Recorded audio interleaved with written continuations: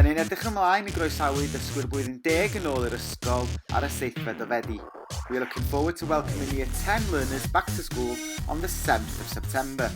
Pan fyddwch chi'n cyrraedd yr ysgol, boed hynny mewn car, cerdded neu ar drafnidiaeth ysgol, mi fyddwch chi'n dod i fyny'r llwybr tuag at prif adeilad yr ysgol, gan basio'r brif fynedfa, ac yna parhau ar hyd y llwybr dros y bont, ac yna mynd tu ôl i adeilad y celfyddydau mynegiannol.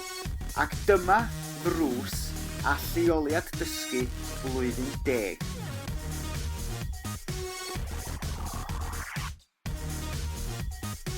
When you will arrive at school, that being by car, bus or by school transport, you will come up the path towards the main building and pass the main reception door, carry on along the path, across the bridge and come around the arts block, and this is where the entrance will be for year 10 and your learning block will be in the arts department.